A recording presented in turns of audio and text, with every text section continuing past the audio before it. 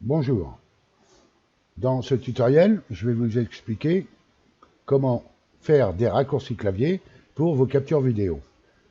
Car sur CharEX, lorsque vous faites une capture vidéo d'une partie de votre écran, vous aurez les boutons pour stopper votre enregistrement, le mettre en pause et le redémarrer. Par contre, si vous faites une capture vidéo de la totalité de votre écran, en plein écran, eh bien, vous n'aurez plus ces boutons. La seule possibilité que vous aurez, c'est de passer par la barre des tâches en bas et de stopper votre enregistrement. On va donc faire en sorte de pouvoir mettre en pause et stopper l'enregistrement par des raccourcis clavier lorsqu'on est en plein écran. Je vous montre à quoi ressemble une capture vidéo d'une partie de l'écran. Si je sélectionne cette partie-là, eh bien vous voyez en dessous apparaître démarrer, résume, annuler. Démarrer pour démarrer l'enregistrement. Vous voyez ici un compte à rebours que j'ai mis en place, que je vous expliquerai aussi comment le mettre en place avant le démarrage de la vidéo. Maintenant, les pointillés sont passés en vert, ce qui signifie que je suis en train d'enregistrer.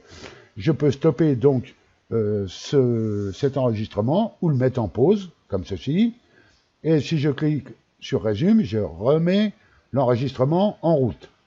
Ou je peux annuler. Et maintenant, si je fais une capture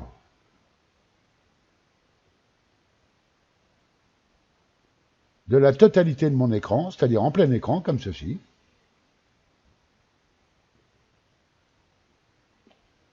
donc je vais toujours avoir mes 15 secondes de décompte avant le démarrage, ce qui vous laisse le temps peut-être de mettre en place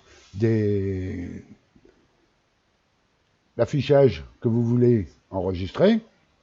Et une fois qu'il est démarré, eh bien, il vient de démarrer puisque je vois mon curseur qui clignote légèrement.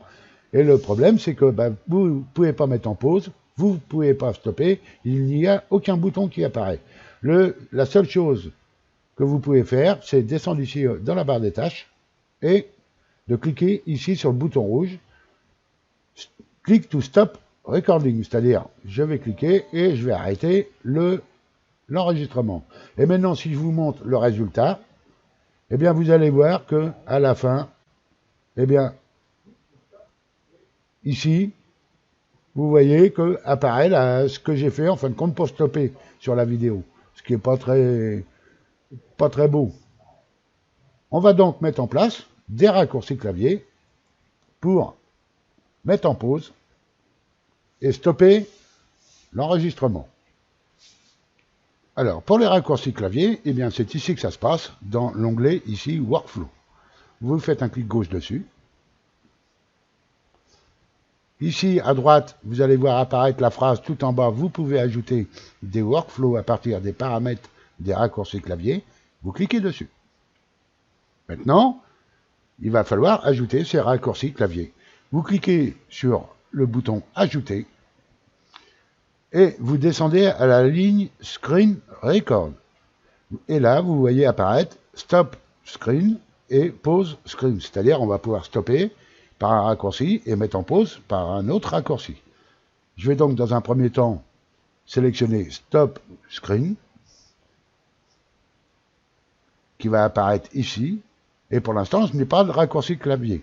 Je vais donc mettre en place un raccourci clavier, peu importe lequel. De toute façon, s'il est pris par une autre application, vous verrez, au lieu de passer ici en vert, actuellement il est en jaune puisqu'il n'y a rien, il sera en rouge.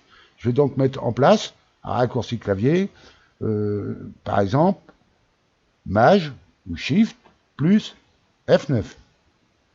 Je clique dedans pour sélectionner un raccourci. En cliquant, vous voyez sélectionner un raccourci s'afficher et je vais enfoncer ma touche Maj plus F9.